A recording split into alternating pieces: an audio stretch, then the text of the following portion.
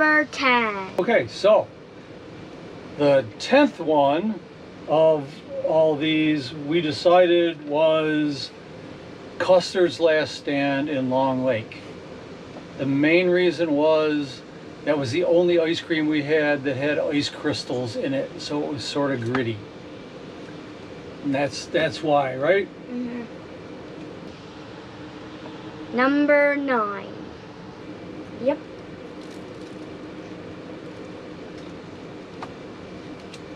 The 9th place one was, and this is going to be controversial, Donnellys in Lake Clear. Donnellys is a favorite amongst everybody in that area, but somebody had to be down there and they did not have hot fudge. And that was sort of one of our criteria, is that everybody had a hot fudge. So it's not last, but, and all of these are good ice cream, but that's the way it goes. Number 8. The 8th place one was what? It was the Main Street Ice Cream Parlor in Chestertown.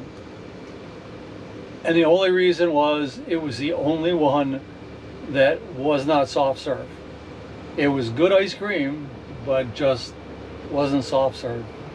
So again, somebody had to be in that place. Number 7. The 7th place one, want to tell them what the 7th place one was?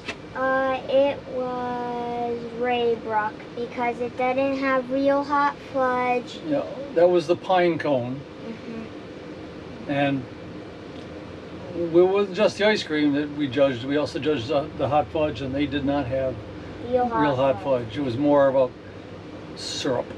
Yeah. Thick, but not fudge. Number 6. You can call it hot fudge. The 6th place one was the Wind Chill Factory in Ticonderoga. Yeah. And the main reason for that was the nuts.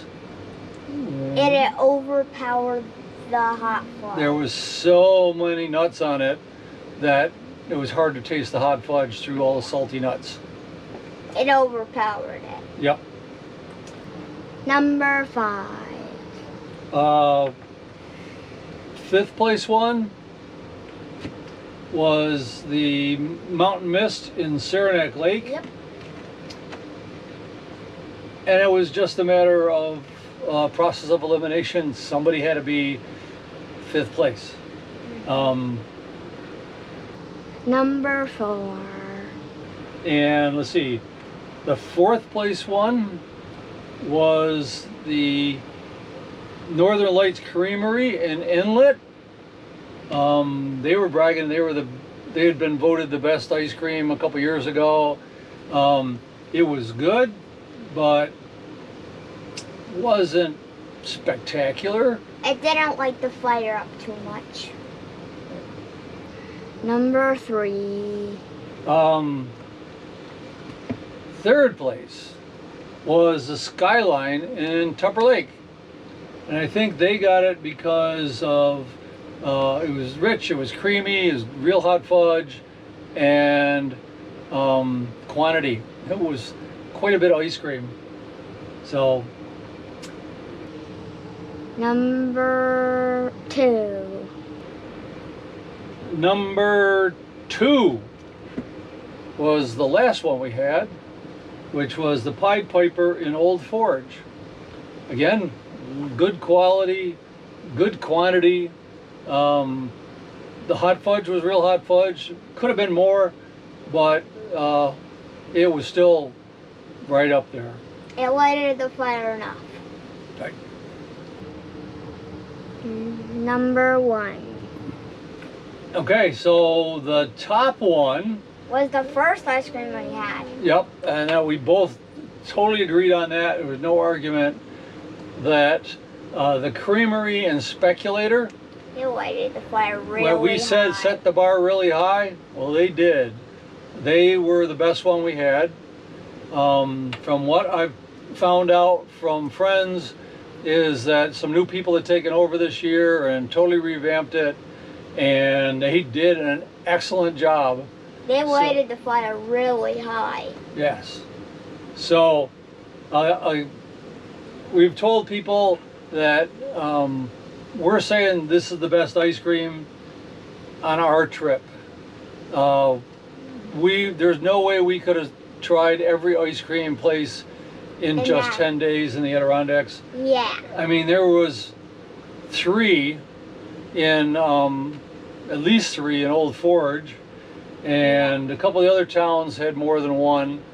Some of these that came recommended from other sources, but if you want to, I will have a listing of all the places, and if you want to follow along, go on the same trip and see if you agree or disagree.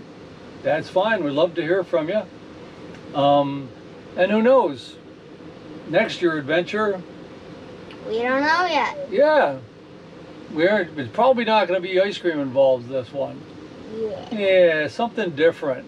So, all right, I had fun. Did you have fun? Yep. All right, we'll see you later, YouTube. Bye. That's it for this year's Carson and Grandpa adventure.